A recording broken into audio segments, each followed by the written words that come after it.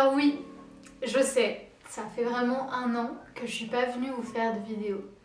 Mais pour autant, je vous ai pas abandonné parce qu'aujourd'hui je reviens avec une nouvelle vidéo. Et je vous ferai certainement une vidéo pour vous expliquer un peu tout ce qui s'est passé dans ma vie. Encore une fois, parce que c'est vrai que ça fait beaucoup de vidéos de ma nouvelle vie, etc. Mais voilà, sachez juste que les études m'ont pris énormément de temps pendant ces 1 an et que j'ai pas trouvé forcément le temps ni la force de faire des vidéos. Voilà, et parfois la vie vous met des choses sur votre chemin et vous empêche de réaliser certains projets, et ça a été le cas pendant ces 1 an. Bon, les études, ça n'a pas vraiment été un obstacle en soi, mais bon, il y a tout plein de choses autour qui ont fait que je n'ai pas été là pendant 1 an. Mais quoi qu'il en soit, aujourd'hui, je suis là pour vous donner mes meilleurs conseils pour obtenir un logement étudiant. Ça fait très longtemps que je voulais faire cette vidéo parce que je sais ô combien il est compliqué de trouver un logement, que ce soit à Paris ou dans les autres villes, surtout à Paris parce que c'est assez contingenté comme région. Donc cette vidéo elle sera divisée en 2 parties, voire 3. La première elle sera réservée aux boursiers, elle ne durera pas très longtemps puisque je vais faire une vidéo spéciale sur comment on appelle ça ? La procédure Crous, et ensuite je ferai une deuxième partie sur comment trouver un logement pour les étudiants non boursiers mais également pour les boursiers qui n'auraient pas eu de réponse du Crous.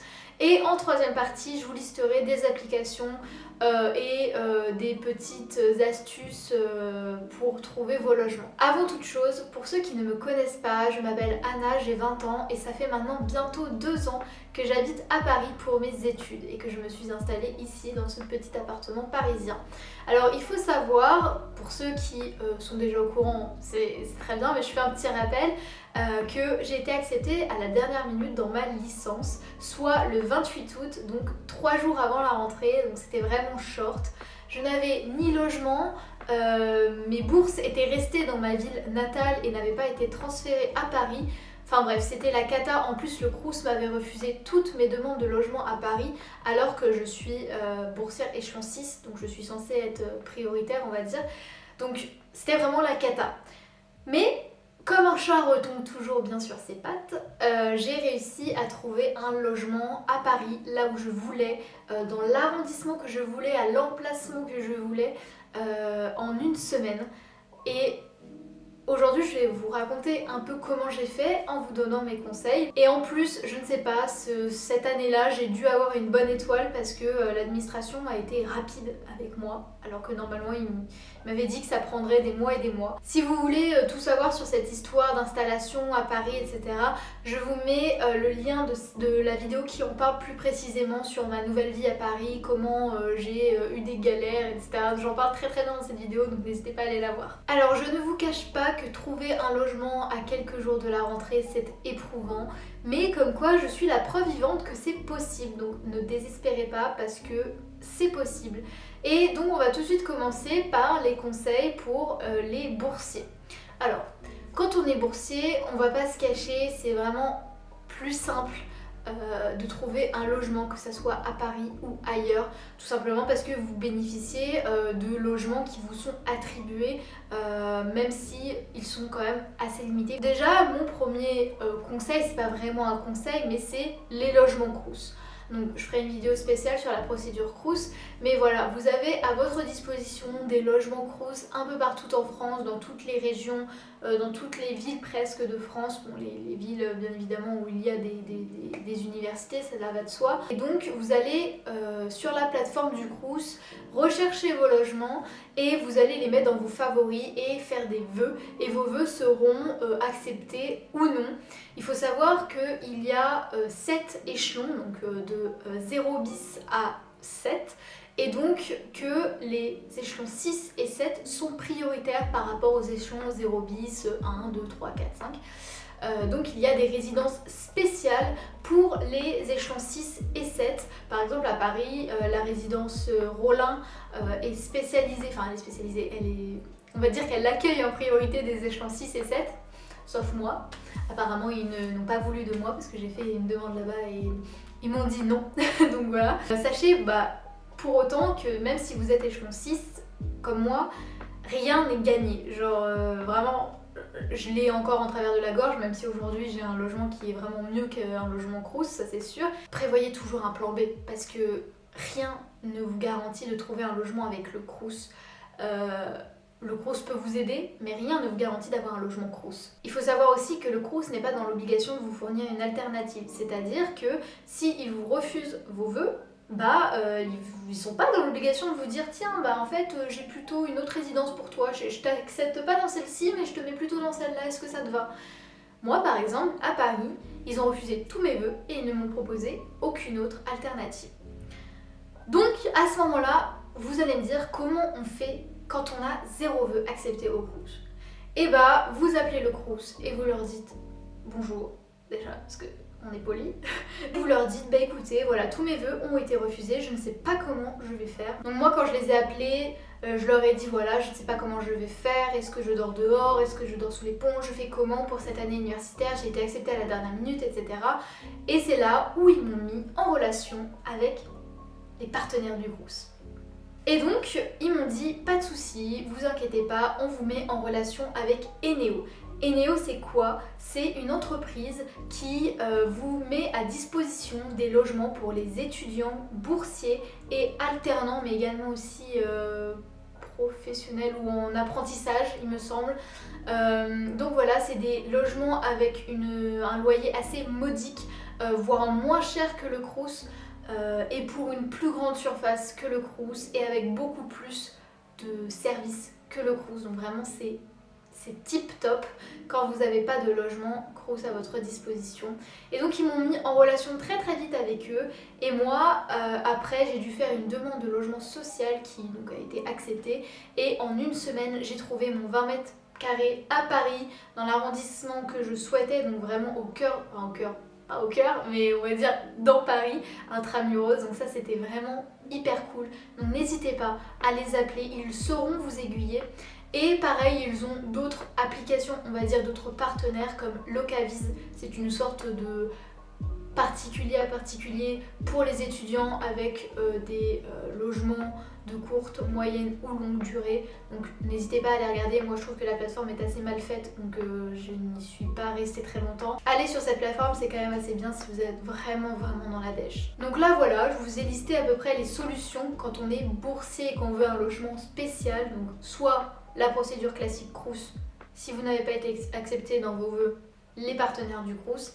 Et maintenant, si pour vous tous ces conseils n'ont pas fonctionné, si pour vous boursiers tous ces conseils n'ont pas fonctionné, continuez la vidéo avec les conseils pour les étudiants classiques, on va dire, donc les étudiants non boursiers, puisque ces conseils s'appliquent aussi aux boursiers qui n'ont pas eu de logement par ces deux solutions. Alors, on va pas se cacher que la situation idéale, c'est quand vous êtes accepté dans votre formation en mai, en avril, et que vous avez tout votre temps pour chercher votre logement. Vraiment, c'est la situation idéale. Parce que mon premier conseil pour trouver un logement étudiant, c'est de s'y prendre à l'avance. Si le temps vous le permet, n'hésitez pas à vous y prendre le plus tôt possible. Dès que vous êtes accepté dans la formation que vous souhaitez et que vous êtes sûr d'aller là-bas, n'hésitez pas à chercher des logements. Parce que vraiment, tout se joue entre les mois d'avril, mai, juin. À partir de juillet, août, septembre, octobre, ça commence à devenir assez compliqué pour trouver des logements, même si en juillet, on peut encore trouver quelques perles rares. Mais vraiment, les mois cruciaux pour trouver un logement, je parle notamment dans les villes les plus peuplées, on va dire, c'est vraiment en mai. Parce que les étudiants qui ont fini leurs études ou qui partent de la ville vont quitter leur logement. Là, vous allez avoir une espèce de période de creux où tous les tous les propriétaires vont mettre leurs annonces. Donc n'hésitez pas à postuler le plus tôt possible à des logements, à vous déplacer pour faire les visites. Mais voilà, je sais que parfois ça peut être assez compliqué, notamment à Paris, pour avoir un logement parce qu'il faut avoir un bon dossier, des bons revenus, etc. Ne vous inquiétez pas, j'ai plein de solutions quand justement on n'a pas beaucoup de revenus, on n'a pas de famille derrière. J'ai plein de solutions et on peut très bien s'en sortir même quand on est un étudiant qui n'est pas boursier et qui pourtant n'a pas beaucoup de revenus. Mais alors qu'est-ce qu'on fait quand on ne peut pas anticiper? Parce que ça arrive. On va dire que c'est la situation la plus complexe, mais il y a des solutions. Déjà, je vous conseille de vous adresser à votre réseau, vos parents, les amis de vos parents, même vos amis, les parents de vos amis. N'hésitez pas à demander, à poster des annonces aussi sur les réseaux sociaux. Sachez que sur Facebook, il y a énormément de groupes étudiants où vous pouvez poster des demandes de logement et où on vous répondra. Pareil, Twitter, également une très bonne plateforme pour rendre visible votre demande de logement. Donc vraiment faites fonctionner votre réseau au maximum. Et si toutefois votre réseau n'a pas fonctionné, alors à ce moment-là, je vous invite à passer par une agence immobilière. C'est vraiment, on va dire, le dernier recours parce que c'est assez coûteux, il y a des frais d'agence, il faut comparer un peu les agences. Mais sachez que si vraiment vous êtes dans la panade, au moins vous êtes sûr de trouver un logement rapidement. Mais avant de passer par cette case-là, j'ai bien évidemment d'autres conseils, d'autres astuces, d'autres logements qui peuvent être mis à votre disposition. Alors, déjà, vous avez plusieurs alternatives. Donc soit vous passez par particulier à particulier, donc vous allez sur des applications comme Le Bon Coin et vous cherchez vos annonces sur des sites internet qui pourraient vous intéresser, vous contactez les propriétaires, vous faites des visites. Voilà, donc ça c'est particulier à particulier. Soit vous passez par une agence, soit vous pouvez également passer par les foyers étudiants. Alors, ils sont assez rares et peu nombreux. Il y en a une vingtaine en région parisienne et une soixantaine en région dans toute la France. Mais ils vous offrent un loyer peu cher, à peu près il me semble vers 300 €, en échange de fournir à la communauté un service, donc par exemple faire quelques fois le ménage ou participer à la cuisine. Il faut savoir que ces foyers sont gérés par des associations qui sont majoritairement religieuses, donc c'est à vous de décider si oui ou non vous voulez vous engager dans de telles associations. Après, si vous aimez la vie en communauté et que vous voulez tenter l'expérience, moi je vous le conseille, ça peut toujours être bénéfique et ça sauve parfois.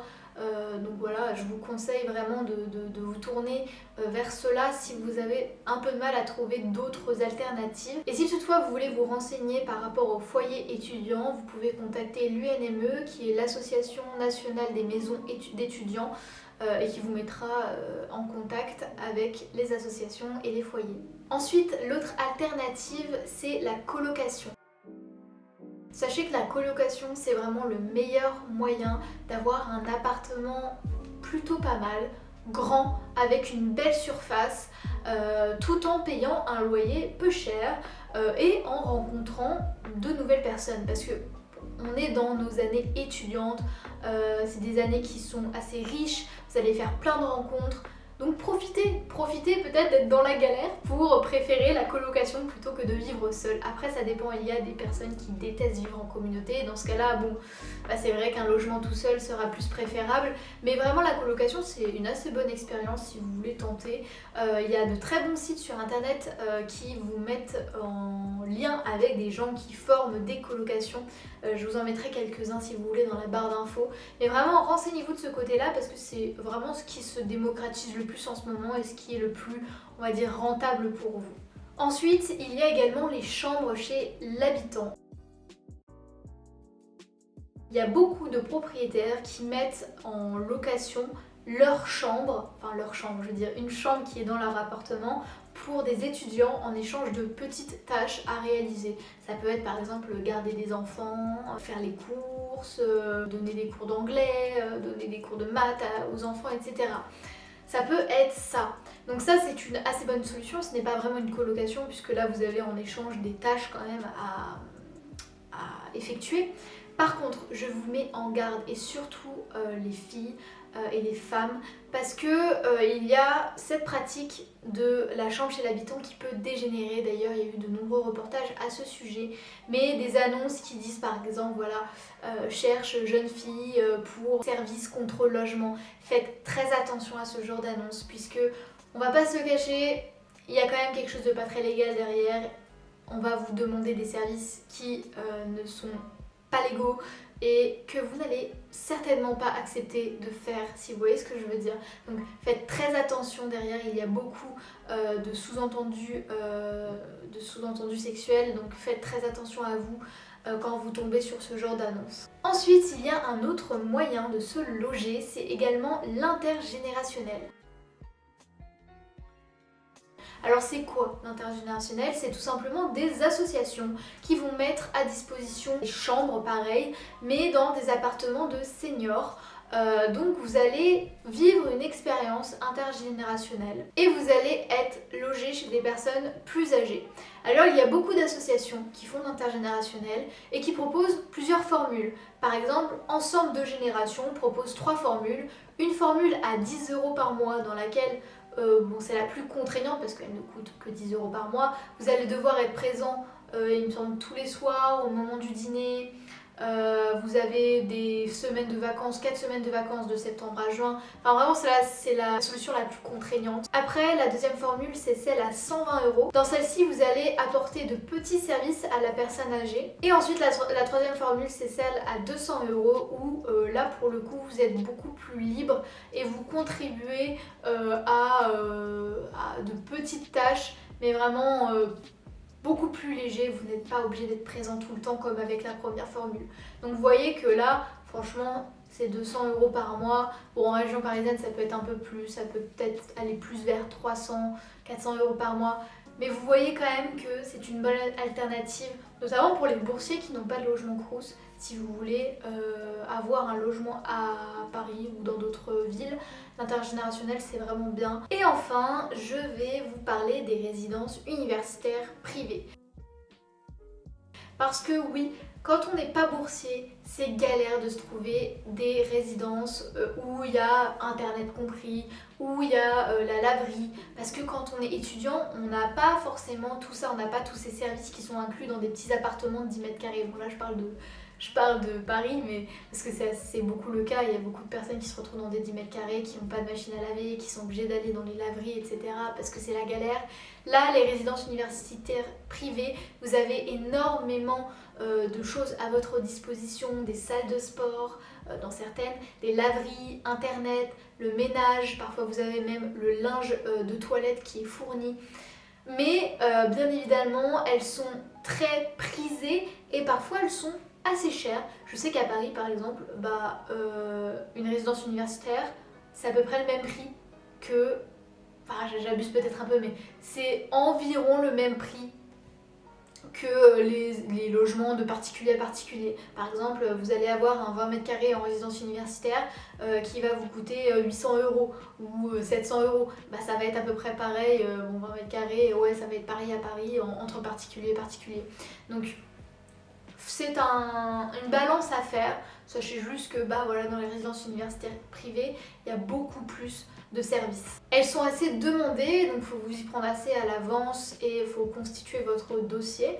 Et je vais vous en citer certaines. Donc déjà, on a Studélite. Studélite, il y a 25 résidences en Île-de-France et 26 en région dans toute la France. À Avignon, Chambéry, Grenoble, Valence, Lyon, Marseille et Saint-Étienne. Donc vous avez dans cette résidence universitaire plus de 6000 logements à votre disposition. Et vous avez un parking, un local à vélo, une laverie, les prêts de fer à repasser et vous avez également salle de sport selon les résidences. Je regarde sur mon ordi parce que je connais pas tous les détails par cœur.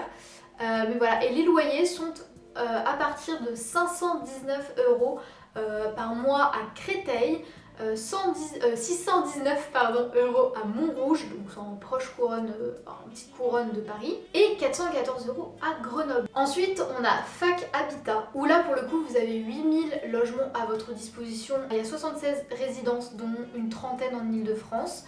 Et donc là pour le coup vous avez internet, le mobilier, la vidéosurveillance, il y a une salle de sport, une salle de travail, un accès sécurisé, un gardien, une laverie, un parking à vélo selon les résidences. Et le loyer, pareil, c'est 416 € par mois à Pontoise, à Marseille 394, à 420 € à Lyon, 385 à Nantes et 438 à Strasbourg. Ensuite, on a Nexity Studéa, qui est pareil implanté en Île-de-France et dans les autres régions. Donc vous avez 128 résidences en tout, soit 17 000 logements, donc énorme quand même, donc 42 en Île-de-France. Et donc vous avez petit déjeuner, accueil, service ménage, location de linge et de vaisselle, vraiment la totale, cafétéria, internet, laverie, parking, salle commune, selon les résidences. Et là, les loyers, donc ça augmente un peu vu qu'il y a plus de services. On est à 549 € à Clichy, 410 € à Tours, 456 € à Nantes et 469 € à Grenoble. Ensuite on a Suite Études, je sais pas vraiment si ça se prononce comme ça, mais bon, voilà. Et donc là pour le coup on a 32 résidences en tout, soit 2 résidences à Paris, donc là il y en a assez peu. Et là pour le coup je vais vous lire un peu ce qu'il y a comme service. Il y a gardien, interphone, ménage, petit déjeuner à emporter, laverie, location de linge de maison, salle de travail, salle de fitness, sauna. What the fuck. Parking, ouais, je viens de découvrir. Internet offert selon les résidences. Et donc le loyer pour le coup est beaucoup plus cher. Par exemple à Saint-Denis dans le 93 c'est à 633, à Nîmes c'est à 492, à Bordeaux c'est 515 pardon. À Montpellier c'est 438 € et à Lyon c'est 485 €. La dernière résidence universitaire privée que je vais vous proposer c'est Club étudiant OSE. Et donc là, il y a 22 résidences en Île-de-France et 25 en région. Et vous avez salle de travail, internet, local à vélo, accueil, surveillance, accès sécurisé, kit, linge et vaisselle, foyer, salle de sport, parking, laverie, selon les résidences. Et donc le loyer pour le coup il est à 333 €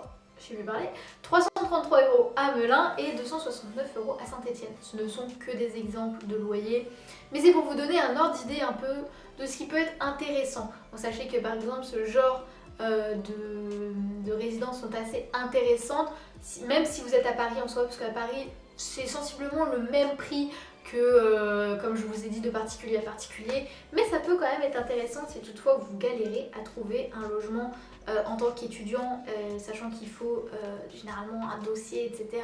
Là, dans les résidences étudiantes, c'est accessible aux étudiants, donc c'est parfait.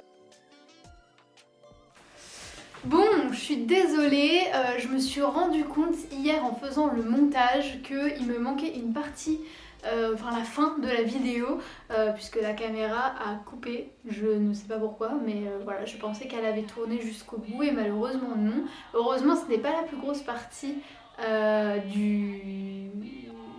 la vidéo, puisque j'avais terminé avec les résidences universitaires privées, je vous avais énoncé tout ce qu'il y avait à vous énoncer, et il me manquait plus que la partie sur les applications et les sites que je vous conseille, et ça va aller assez vite puisque je vais vous énumérer une petite liste. Donc déjà pour commencer vous avez Le Bon Coin qui est on va dire le site le plus connu pour tout ce qui est vente, location, tout ça. Donc vraiment c'est vraiment pas un site de vieux ou quoi, c'est un des sites les plus utiles. Franchement si Le Bon Coin n'existait pas la vie serait terne. Ouais je sais pas, c'est vraiment un des meilleurs sites que vous pouvez trouver pour de la location de particulier à particulier. Ensuite vous avez également le site PAP, donc particulier à particulier, qui est spécifié dans ça. Vous avez également Logikimo, Bien Ici. Alors Bien Ici c'est un peu plus compliqué puisqu'il y a beaucoup plus d'agences et c'est un peu plus cher et il y a beaucoup moins d'offres. Après donc, vous avez également tous les sites de colocation que je vous mets en barre d'information, pardon. Vous avez quoi d'autre? Vous avez également des applications comme Pinkle qui fonctionnent comme un site de rencontre mais pour les logements, c'est-à-dire que vous avez des offres de logement et vous allez devoir swiper à droite pour liker et swiper à gauche pour refuser. Quand vous allez swiper à droite, le like sera envoyé au propriétaire qui a mis l'annonce et il devra choisir entre plusieurs profils, entre plusieurs dossiers. Donc c'est vraiment le même fonctionnement que Tinder ou Fruitz. De ce point de vue là, donc c'est assez ludique et ça peut être sympa et ça peut vous aider dans votre recherche de logement. Ensuite vous avez une application que je vous conseille toutes et tous d'avoir, c'est Jinka. Moi je l'ai même dans mon téléphone alors que je ne fais pas de recherche de logement, mais je trouve ça assez incroyable comme système. En gros c'est une application que vous installez sur votre téléphone et qui récupère toutes les annonces immobilières qui sont postées sur tous les sites immobiliers français, généralement de particulier à particulier. Et donc vous allez vous créer une alerte. Sachez que sur tous les sites que je vous ai énoncés, vous pouvez vous créer des alertes qui vous enverra donc une alerte par email. Mais là c'est beaucoup plus simple, c'est-à-dire que vous allez créer une alerte sur l'application avec vos critères dans votre recherche de logement. Et dès qu'une annonce sera publiée sur internet d'un logement avec les critères qui vous correspondent. Vous allez recevoir directement sur votre téléphone depuis l'application une notification pour être les premiers à voir l'annonce. Sachez que dans les grandes villes, c'est très utile parce que les logements partent souvent en 10-20 minutes. Donc là, vous êtes vraiment les premiers à voir l'annonce. Vous pouvez remonter sur l'annonce originale après, depuis l'application, et il y a tout un système qui vous dit si c'est une arnaque ou pas en fonction du prix et de la surface. Il y a aussi la communauté Jinka qui peut signaler des annonces qui leur paraît un peu suspectes. Donc vraiment c'est une très bonne application que je vous conseille toutes et tous d'avoir dans votre téléphone, qui est très très utile pour faire vos recherches et qui vous facilitera largement la vie. Voilà, moi c'est tout ce que je pouvais vous dire et c'est tout ce que je pouvais vous donner comme conseil. Bien évidemment, je referai des vidéos à ce sujet-là. N'hésitez pas à me poser des questions en commentaire. J'en ferai peut-être une vidéo pour vous répondre. Donc n'hésitez vraiment pas. Et également à liker la vidéo et à vous abonner si ça vous a plu. Moi, ça m'a fait vraiment plaisir de vous faire cette vidéo. Je vous embrasse très fort et je vous dis à la prochaine.